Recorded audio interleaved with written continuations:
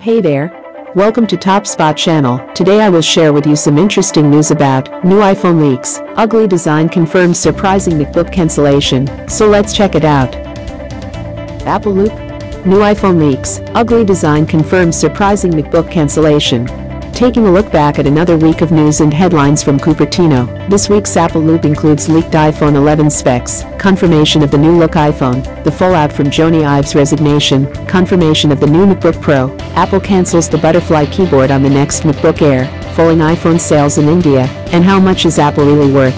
Apple Loop is here to remind you of a few of the very many discussions that have happened around Apple over the last 7 days. No change confirmed for the iPhone 11. A leaked set of CAD plans allowed us the best look at the design of the iPhone 11 family this week. Unfortunately, best look means confirming everything that was suspected bar one important feature. It looks like opening up the hardware to a universal port is not happening, as I reported earlier this week. The port at the base of the unit follows the same design and styling as the Lightning port of previous iPhone handsets. The beta releases of iOS 13 may feature USB-C, and the oval connector could squeeze in a USB-C connector, but it looks like the peripheral lock-in provided by the Lightning port will continue. At this rate, those holding out for a genuinely new iPhone are not going to be satisfied with the iPhone 11 when it is launched in September. If the disappointing case fits, meanwhile, Apple reporter Philip Corroy, Everything Applepro, has sourced a third-party iPhone 11 case and matched it up with a dummy version of the iPhone 11 molded from another set of leaked schematics, which match the CAD files above. The phone and the case fit perfectly, with ports and buttons all lining up, which will be a disappointment to iPhone fans, as Forbes' Gordon Kelly reports.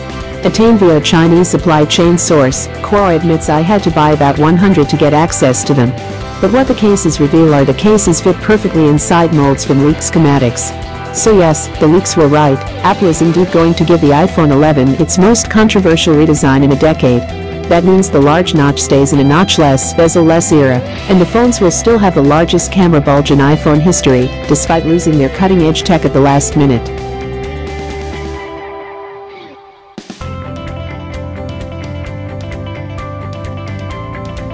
Apple CEO Tim Cook, L., and Jony Ive, Apple's chief design officer, look over the new Mac Pro display and computer at Apple's Worldwide Developer Conference, WWDC, in San Jose, California on June 3, 2019. The fallout from Jony Ive's departure.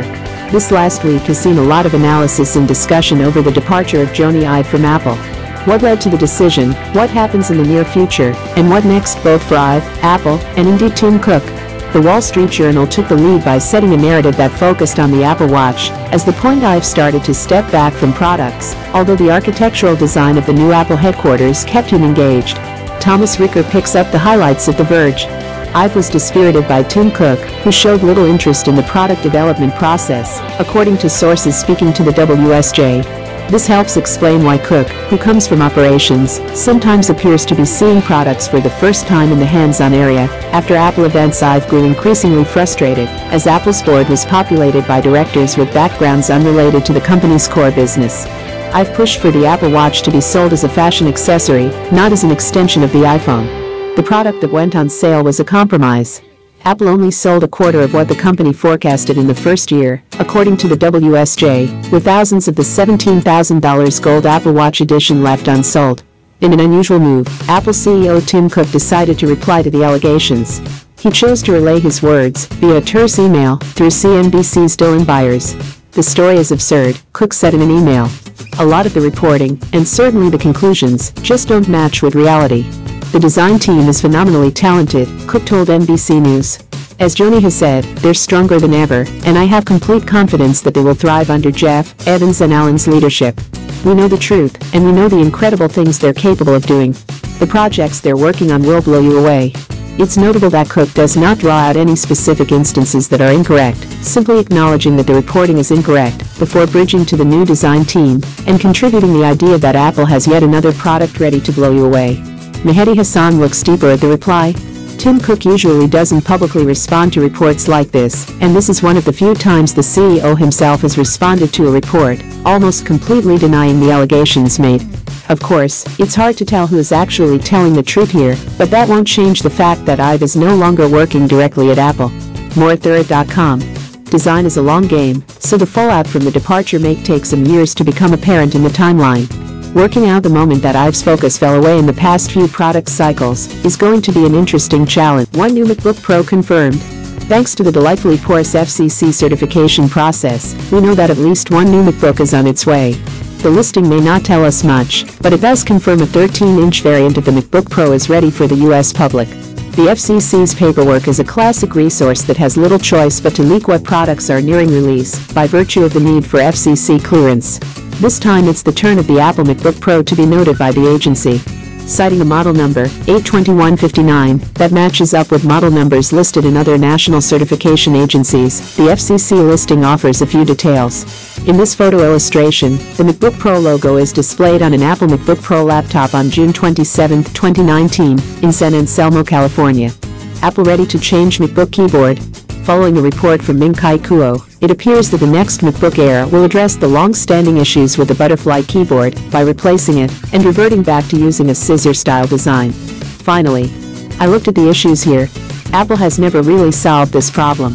Stopgap measures have been introduced, including extra dust protection, new materials over the switch, and in the metal key domes, but it still felt the need to actively promote the free keyboard replacement service on the latest MacBook updates launched in late May.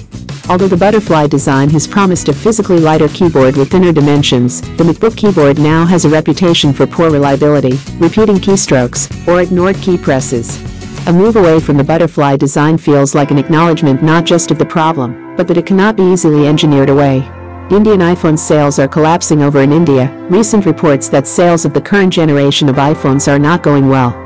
Sales for the first calendar quarter of 2019 are down between 10 and 17% year-on-year, and down 53% down on the 2017 numbers. The report notes that Apple is now trying to kickstart manufacturing of high-end iPhones, like the iPhone XS and the iPhone XR in India, hoping that the local manufacturing will help the company. And finally, just how much is Apple worth and how can you put that into context? Taking this week's market cap of $886 billion, the team at How Much show Apple's numbers next to some other values for a visual idea of what is going on. Apple in 2012 became the most valuable company in history, with a market capitalization of $621 billion. Its upward trajectory didn't stop there. In 2018, Apple reached a market cap of $1 trillion. While it's cooled off at times since then, sometimes dipping below $1 trillion, it's undeniable that Apple is a big company in terms of valuation. It's hard to take in this large of a number, so let's put it into context with the value of other entities. Apple Loop brings you 7 days worth of highlights every weekend here on Forbes. Thanks for watching. If you like this videos, then hit the bell icon and subscribe my channel for more updates. Stay tuned and peace.